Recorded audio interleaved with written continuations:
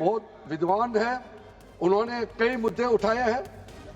उन्होंने एक आरोप भी लगाया कि मुसलमानों में वक्फ अल औलाद का आप प्रावधान कर रहे हैं, हिंदुओं में क्यों नहीं कर रहे हैं? उनको फाड़ दिया तो मैं गांधी की तरह इस कानून को फाड़ता हूं। ये अनकॉन्स्टिट्यूशनल है सर। इस देश में झगड़े पैदा करने का काम बीजेपी करना चाहती है मस्जिद और मंदिर के नाम पर। इसीलिए मैं इसका कंडेम करता हूं और मैं आपसे गुजारिश करता हूं कि मैंने अपने 10 अमेंडमेंट दी है, आप इसको कबूल करिए सर। मुझे बोलने का मौका दीजिए और उस पर डिवीजन का मैं डिमांड भी करूंगा। Thank you sir. आदरणीय अध्यक्ष महोदय जी, मुझे लगता है कि आज दिन भर का चर्चा होने के बाद मेरे जवाब से पहले ज्वाइंट पार्लियामेंट्री कमेटी का अध्यक्ष को आपने बोलने दिया। एक तरीके से ये अच्छा डिबेट का संपन्न का एक ये प्रतीक भी है। मैं पूरे ज्वाइंट पार्लियामेंट्री कमेटी में मेंबर्स के साथ साथ आज जितने भी मेंबर्स ने पार्टिसिपेट किए हैं, सब लोग ने अपने अपने तर्क रखे हैं, पक्ष में विपक्ष में सबने रखे हैं। मैं सबको सबसे पहले मेरे तरफ से धन्यवाद देना चाहता हूं। मैंने गौर से सुना है और जैसे हमने शुरुआत में बिल प्रस्तुत करते समय अनुरोध किया था कि हम भरपूर चर्चा किया जाए इस सदन में और हम सबका सुनेंगे और जवाब भी हम देंगे। मेरे ख्याल से कई मुद्दे ऐसे आया जिसका जो इस बिल का पक्ष में बोलने वालों ने बहुत अच्छे तरीके से जवाब भी दिया है। इसलिए कई ऐसे पॉइंट्स हैं जिसको मैं दोहराना नहीं चाहता हूं, क्योंकि अब देर रात ये चर्चा चल रही है। इसलिए मैं समय को देखते हुए बहुत विस्तृत रूप से अपना जवाब को नहीं रखते हुए संक्षेप मगर कोशिश करूंगा कि आपका जो पॉइंट्स है वो समावित हो जाए। वैसे तो कुछ लोगों ने जो पॉइंट उठाया है वो तर्क है और कई ऐसे मुद्दे हैं जो तर्कहीन है। मैंने शुरू से बताया राजनीतिकरण भी हुआ है, लेकिन मैं शुरू में ये कहना चाहता हूं, जो समझते हुए नहीं समझने का अगर प्रयास करता है उसको मैं नहीं समझा सकता हूं। कुछ लोगों को मैंने शुरू में कहा कि अगर आप कहते हैं कि ये बिल गैर संवैधानिक है तो आप बताइए गैर संवैधानिक कैसे है? जबरदस्ती अनकॉन्स्टिट्यूशनल है, अनकॉन्स्टिट्यूशनल कहता है। जब मैंने शुरू में ही कोर्ट का वो प्रोनाउंसमेंट, कोर्ट ऑर्डर, ऑब्जर्वेशन को भी पढ़ के सुनाया कि वक्फ प्रॉपर्टी का मैनेजमेंट और वक्फ बोर्ड का कॉन्स्टिट्यूशन लीगल है, कॉन्स्टिट्यूशनल है। कोर्ट का जो ऑब्जर्वेशन को भी लाइन टू लाइन पढ़ के सुनाया, उसके बाद भी बोल रहा है अनकॉन्स्टिट्यूशनल है। 1954 में आजादी के बाद ये बिल लाए हैं, फिर भी बोलता है ये अनकॉन्स्टिट्यूशनल है। अगर अनकॉन्स्टिट्यूशनल था तो फिर किसी कोर्ट ने क्यों स्ट्राइक डाउन नहीं किया?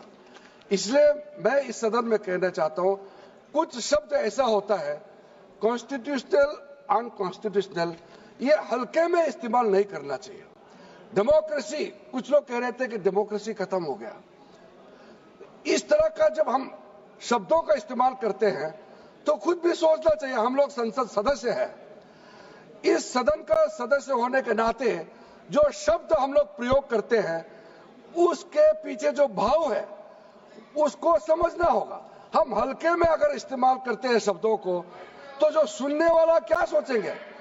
इसलिए अब देखो, ये अपना बात करके फिर जब समझाता है वो समझने वाला तो है नहीं, इसलिए मैंने उम्मीद भी छोड़ दिया ये समझेंगे। माननीय मंत्री जी, यहाँ सब विद्वान सदस्य हैं। आज मैं सर आपको शुरू से कहा कि सबको अपना बोलने का हक है, अधिकार है, लेकिन हल्के पलके में यहाँ टोका टोकी नहीं होना चाहिए। अगर आपका पॉइंट ऑफ ऑर्डर है तो पॉइंट ऑफ ऑर्डर का संख्या बताइए, आप उसका यहाँ सदन में बात रखिए।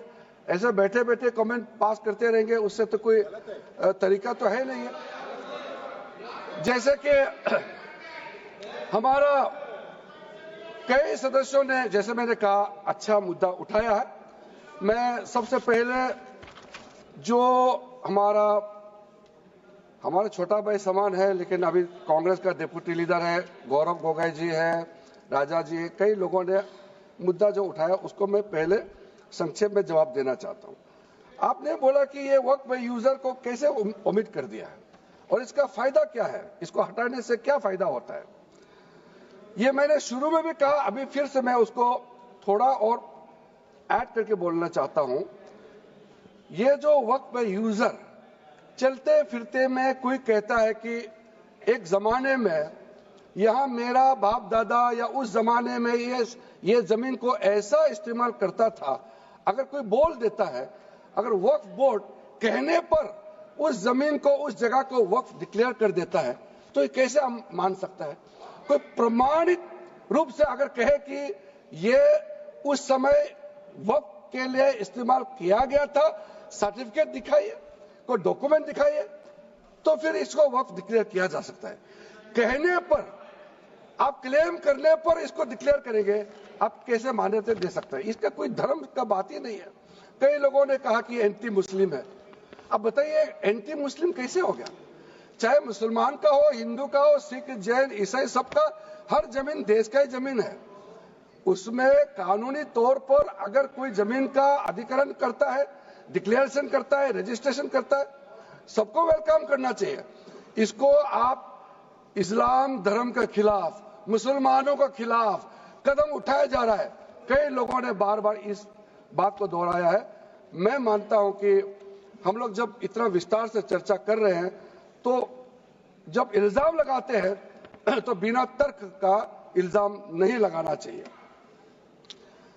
सर, जो हम वक्त, मैं, राजा जी, आपने इस बात को 2 बार दोहराया है।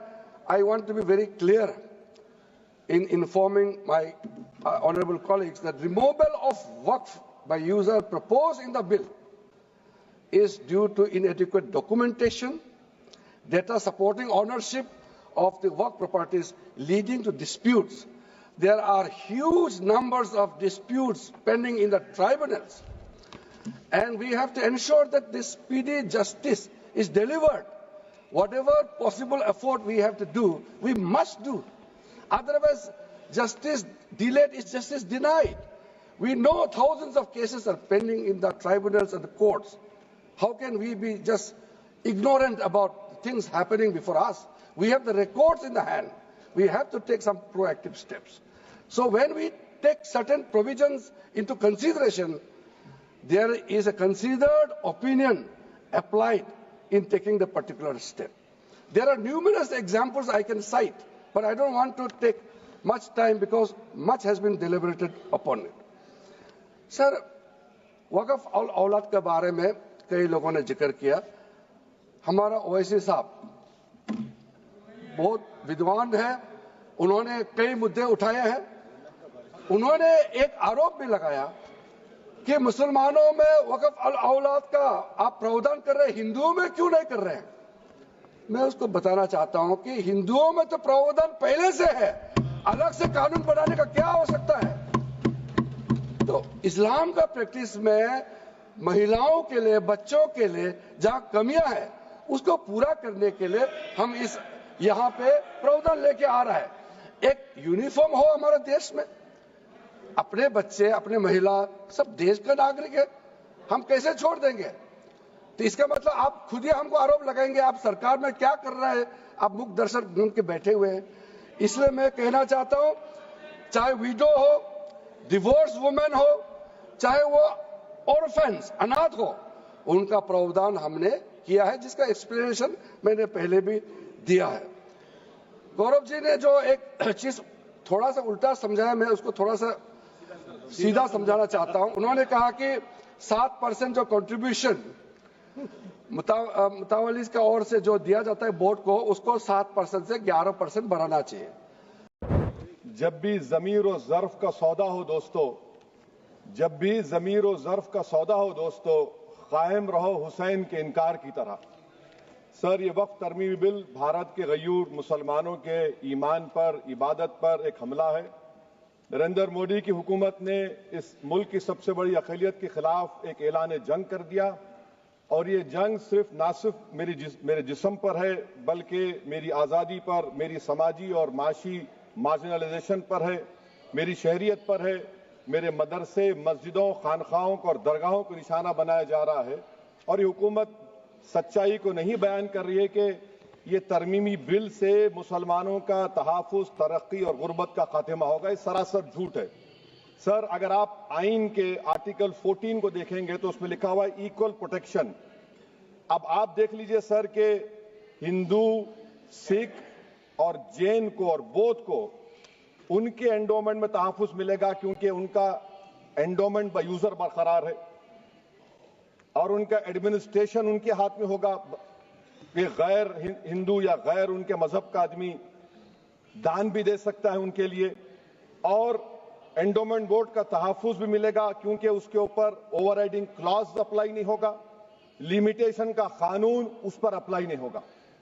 उसके बरक्स ऑपोजिट आप देख लीजिए, मुस्लिम वक्फ को वक्फ बाय यूजर निकाल दिया गया।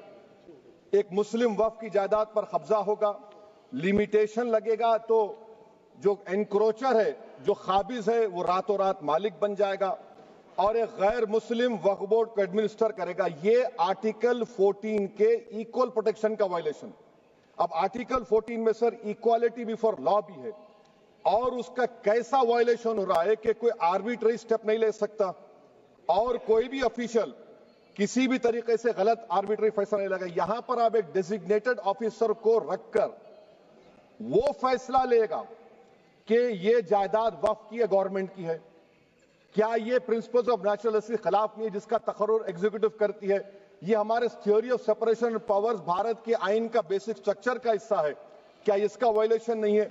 सर, आर्टिकल 25 का वायलेशन कैसे है कि आप मुसलमानों से वक्फ बाय यूजर छीन रहे हैं और फिर आप कर्ब कर रहे हैं वक्फ वाल औलाद को, मगर वहीं पर दूसरे धर्म के मानने वालों को उनके मजहब पर चलने की पूरी इजाजत है। लफ्ज जो आर्टिकल 25 में इस्तेमाल हुआ सर, वो इक्वली एंटाइटल्ड, यहां पर मुसलमानों के इक्वल एंटाइटल्ड नहीं हो रहा।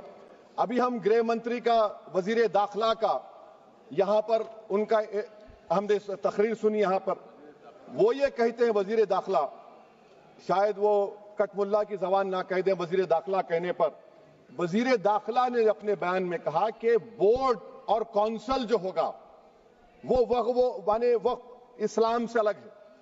सर, अगर ये बात सच है आपकी तो फिर आपको यह कानून बनाने की जरूरत ही नहीं है। आप एक नॉन स्टैट्यूटरी बॉडी बना दीजिए।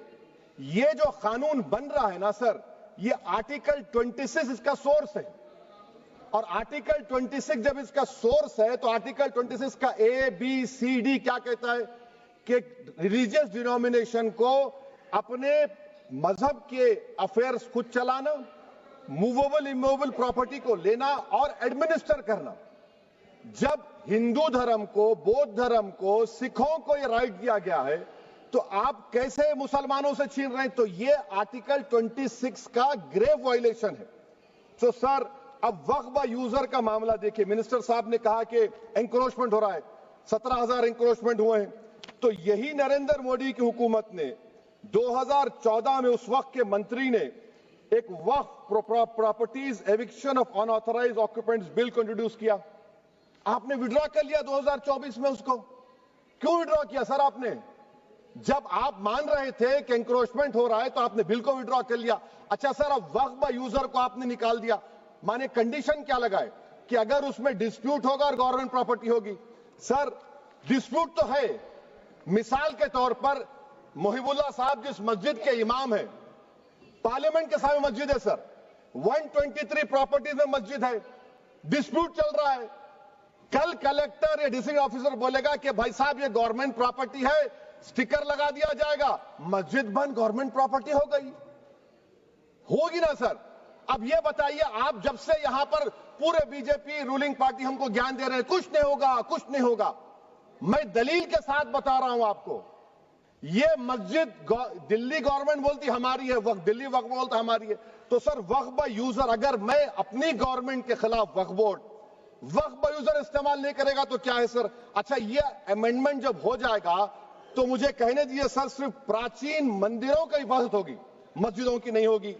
अब सर आप आ जाइए, अगर डिस्प्यूट मेरा एंशिएंट मॉन्यूमेंट से वक्फ का, एक मिसाल दे रहा हूं, दिल्ली में 172 वक्फ प्रॉपर्टीज एएसआई कंट्रोल में है। मैं तो हार ही गया वो, क्योंकि मेरे पास डॉक्यूमेंट नहीं है। आप कह रहे हैं कि डॉक्यूमेंट चढ़ाओ।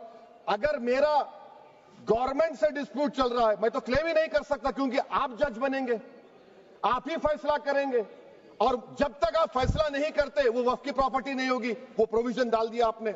अच्छा, अगर मेरा डिस्प्यूट एनक्रोचर से होगा सर, तो एनक्रोचर में तो आपने तो 107 को डिलीट कर दिया।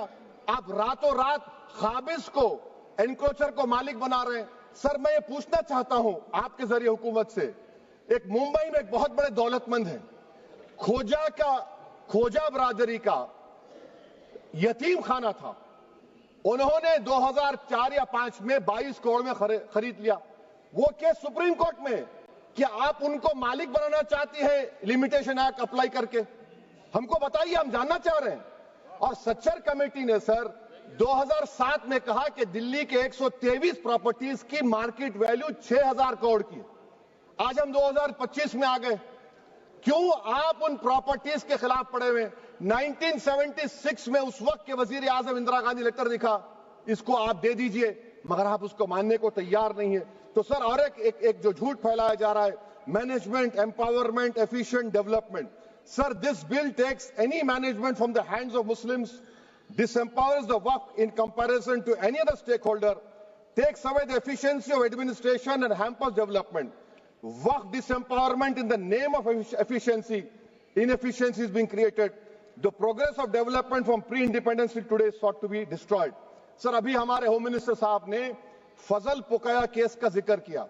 सर मैं आपसे गुजारिश करूंगा कि होम मिनिस्टर जरा अच्छे लोगों को रखकर इंफॉर्मेशन ले। फजल पुकाया का ऑबिटर क्या है? इट इज ऑबिटर, वो रेशो डेसेंडेंटाई नहीं है जो आपने कहा है। अच्छा सर, शेड्यूल ट्राइब के बारे में कहा, क्या शेड्यूल ट्राइब में मुसलमान नहीं होते? शेड्यूल कास्ट में नहीं होता मुसलमान, शेड्यूल ट्राइब में मुसलमान होता।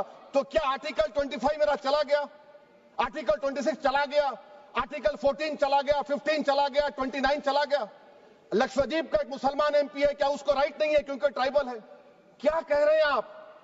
इस ऐवान को क्यों गुमराह कर रहे हैं आप शेड्यूल ट्राइब के नाम पर? सर और एक चीज जो आपको बता रहा हूं सर, अब आप जब आर्टिकल 26 से मेरा सोर्स है, तो आप सेंट्रल वक्फ काउंसिल में 22 में से 11 आप नॉन मुस्लिम को बना सकते हैं। रिलीजन न्यूट्रल आपने कह दिया, और आप बनाएंगे, क्यों बनाएंगे आप? स्टेट वक्फ बोर्ड में 7 नॉन मुस्लिम होंगे और 4 मुसलमान। क्यों होंगे? क्योंकि आप लॉ में 95 में डायरेक्ट मैनेजमेंट में ले सकते हैं 5 साल के लिए। आप वक्फ यूजर को आप कलेक्ट डिस्ट्रिक्ट ऑफिसर बोलेगा ये वक्फ की प्रॉपर्टी नहीं है, तो वो वक्फ बोर्ड खामोश बैठ जाएगा, कुछ एक्शन ही नहीं लेगा, क्योंकि वो आपके प्यादे हैं। अच्छा, जब आप नॉमिनेट करेंगे सर मैं मोदी गवर्नमेंट के खिलाफ नो कॉन्फिडेंस ला सकता हूं, मगर वक्फ बोर्ड का चेयरमैन जो नॉमिनेट होगा उसके खिलाफ नो कॉन्फिडेंस नहीं ला सकते, हम बिल्कुल नहीं ला सकते। क्या मजाक है बताइए आप? ये डेमोक्रेसी है। नॉमिनेट भी स्टेट गवर्नमेंट करेगी, वो अगर डिक्टेटर बन जाएगा जैसा आज भारत में हो रहा है, तो वो भी नहीं हटेगा। कम से कम यहां पर तो इलेक्शन है, वहां पर तो आप 5 साल झेलते रहो उसको। अच्छा सर, अब ये जो क्लॉज 11 और क्लॉज 9 आप 16AA से देखिए, where the qualification of the members of the board has been limited only to 3 categories contained in 14(1)(c). Intention is very clear that the majority is to be packed with non-Muslims. So who will defend my interests, sir? If I cannot depend on the state waqf board, central waqf council, which are going to comprise non-Muslims, this in itself is a clear violation of Article 26, 14 and 15, sir. अच्छा sir, CO पहले 95 act में था कि word मुस्लिम, आपने गायब कर दिया उसको। अरे आखिर क्यों इतनी नफरत है आपके लफ्ज मुसलमान से? अच्छा फिर क्या कह रहे हैं आप कि ये भी आर्टिकल 26 का वायलेशन है। सब जितने हिंदू धर्म के प्रॉपर्टीज हैं, सिख धर्म के हैं, बौद्ध के हैं और आपके जैन के, वहां पर उन्हीं के मजहब का ऑफिसर होगा। और कहां पर नहीं होगा? वक्फ बोर्ड में। Waqf board is a pure religious institution, इसको समझने की जरूरत है। तो आप ये कर दे रहे हैं सर। अच्छा सर, आप देखिए, अब आप आ जाइए ये ट्राइब्यूनल पर। मुझे समझ में नहीं आया सर कि हमारे होम मिनिस्टर वजीर दाखिला ने क्या कह दिया कि 2013 में 2013 का जो कानून है वो नहीं बनता तो हम नहीं लेके आते। मैं बड़े अदब के साथ उनसे पूछना चाह रहा हूं कि क्या उस वक्त राजनाथ सिंह साहब, आडवाणी साहब, हमारी लेट सुषमा स्वराज, ये बड़े बड़े नेता यहां बैठे थे? आपने यूनानिमस उस कानून को पास करवा दिया। कीर्ति आजाद थे उस वक्त, अब यहां बैठे हैं वो टीएमसी में। तो क्या आप गलत थे या वो गलत थे? हमको बता दीजिए, आप बता दीजिए। क्योंकि अगर आडवाणी आपके लिए बहुत बड़ा नेता है, मेरे लिए नहीं हो सकते, आपके लिए आपने पद्मश्री दिया उनको। मोहतरमा सुषमा स्वराज की जबरदस्त तकारीर का मैं कायल हूं, वो बैठकर उस 2013 को यूनानिमस पास कर दिए। मुझे कंफ्यूजन है कि क्या अमित शाह, नरेंद्र मोदी बड़े हैं या आडवाणी बड़े हैं? आपके लिए आप तय कर लीजिए। अच्छा सर, आपके tribunal sir, railway Clements tribunal, NGT tribunal, income tax, वैसे 14-15 ट्राइब्यूनल, हिंदू एंडोमेंट का ट्राइब्यूनल, सबका अपील नहीं होती, रिव्यू होता है। गृह मंत्री सरकार कह रही है कि नहीं, रोक दिए, रोक लगा। कैसे रोक लगाते हैं? रिव्यू और अपील में तो फर्क होता है ना सर। आप ही कह रहे हैं कि पूरे कोर्ट्स में बैकलॉग है और आप अपील कर रहे हैं। अच्छा सर, रिटायर्ड डिस्ट्रिक्ट जज 95 में सिटिंग डिस्ट्रिक्ट जज था, जो एडमिनिस्ट्रेटिव कंट्रोल था सीजीआई साहब, उसको निकाल दिए। अच्छा सर, अब आप अभी हमारे मंत्री साहब ने कहा trust, sir Shri Sai Baba trust 2004, वो ये कहता है जो ऑफिसर उसमें काम करता उसको साई बाबा का डिवोटी होने चाहिए और उसको डिक्लेरेशन लिख के देना पड़ेगा। यहां पर हो रहा तो यहां पर क्यों नहीं हो रहा? अच्छा सर, आप फिर देख लीजिए, ये आपका हो गया सर। हाँ, अब अमित शाह साहब ने सेक्शन 2A के बारे में कहा और उन्होंने इस बात का इकरार कर लिया कि दाऊदी बोहरा के लिए यह बनाया गया है। मगर मैं आपके जरिए से गवर्नमेंट से पूछना चाह रहा हूं, आपने तो उस प्रोवाइजो में दाऊदी बोहरा का नाम ही नहीं लिखा, आपने उनको भी थैंक यू कर दिया, उनका नाम क्यों नहीं लिखा आपने? और सर, और गवर्नमेंट क्या कर रही है?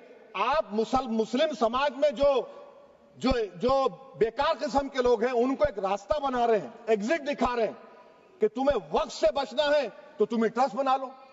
ये क्या कर रहे हैं सर आप? कम से कम उन दाऊदी बोहरा को आप दे देते। अच्छा sir, clause 3V section 36 clause 18 देख लीजिए, oral Waqf, oral appointment has sought to be discontinued even though it is recognized practice in Islam. Muslim personal law is recognized oral waqf and 1937 Shariat Application Act. Sir, आप clause 39 पर आ जाइए, 5 साल के लिए मुसलमान। मैं किरण रिजिजू से पूछना चाहता हूं, सर दाढ़ी रखे तो मुसलमान प्रैक्टिसिंग है या क्लीन शेव आपकी तरह है? तो बताइए हमको, प्रैक्टिसिंग क्या होगा? अच्छा, किसी को पकड़ के मॉब लिंच कर दिया और बोले कि जीएसआर का नारा लगाया, और वो जीएसआर का नारा लगाया तो क्या मुसलमान रहेगा? नहीं रहेगा। या फिर देश के प्रधानमंत्री ने कहा था कपड़े देखकर पहचानो, तो क्या कपड़े देखकर आप कह देंगे? अच्छा, अगर कोई क्रिश्चियन हिंदू धर्म कबूल करता है तो क्या वो मंदिर को नहीं दे सकता प्रॉपर्टी? फिर भारत के संविधान में आर्टिकल 300 क्यों है सर? राइट टू इक्वालिटी क्यों है? फ्रीडम ऑफ रिलीजन क्यों है? 5 साल कहां से लाएंगे? अच्छा सर, और एक चीज सर, और एक चीज मैं आपको बोल के खत्म कर दूंगा सर। इस बिल में वक्फ औलाद का सर, इसमें आप देखिए clause 432, the creation of waqf al-awlad shall not result in denial of inherent rights to heirs, including women heirs or the waqif or any other right of person. Sir, ये article 25 का violation है, शरीयत application act 37 का violation, article 300A का violation है। अच्छा, हिंदू धर्म में सेल्फ एक्वायर्ड प्रॉपर्टी को एक हिंदू, अब उसके फर्ज के 2 बच्चे हैं, वो एक को अपनी पूरी दौलत दे सकता है, कोई रोक टोक नहीं है। वो कहेगा नहीं मैं घर के बच्चों को नहीं दूंगा, मोहल्ले के गरीब को दे दूंगा, वो भी कोई रोक टोक नहीं है। वहां पर आपको बच्चों की फिक्र नहीं है। जब मैं अपनी प्रॉपर्टी को अल्लाह को मालिक बनाकर दे रहा हूं, आप कह रहे बच्चों की फिक्र नहीं है। इतनी मोहब्बत आप बिल्किस बानो से दिखा देते तो आपके लिए दुआएं देती आपके लिए। तो सर, आप दूसरी बात आप देख लीजिए सर, आखिरी बात कहकर मैं अपनी बात को मुकम्मल कर रहा हूं सर। नहीं मुकम्मल कर रहा हूं। स्पीकर साहब बहुत टाइम दे दिए। सर आप देखिए, इसमें अमित शाह साहब बोले कि इतनी प्रॉपर्टीज का कब्जा हुआ, चोरी हुई, ये हुआ। सर क्लॉज 2652A सेक्शन, अगर कोई प्रॉपर्टी बेचता है, 2 साल की सजा थी, आपने क्या कर दिया? उसको 6 महीने कर दिया। नॉन बेलेबल था, आपने बेलेबल कर दिया। सेक्शन 40 की बात करते हैं, सेक्शन 40 में सर हमको जो ज्वाइंट वर्किंग कमेटी का जो नोट्स दिए उसमें मिनिस्ट्री ऑफ माइनॉरिटी अफेयर्स ने कहा कि 30 साल में 515 केसेस सेक्शन 40 के और सिर्फ 8 लोग कोर्ट को गए। वक्फ यूजर का कानून तेलंगाना आंध्रा में है, सेक्शन 40 का कानून तमिलनाडु 63 है, आंध्र प्रदेश में 43 है। और सर आप डायरेक्शन दे रहे हैं, अच्छा क्लॉज 4218 भी देखिए सर, आप रूल बना रहे हैं कोऑपरेटिव फेडरलिज्म के खिलाफ है, इतना रूल बना रहे हैं। और आखिर में सर मैं आपको बताना चाह रहा हूं स्पीकर साहब, ये बिल का मकसद सिर्फ मुसलमानों को जलील और रुस्वा करना है, मुसलमानों को दूसरे दर्जे का शहरी बनाने का इनका मकसद है।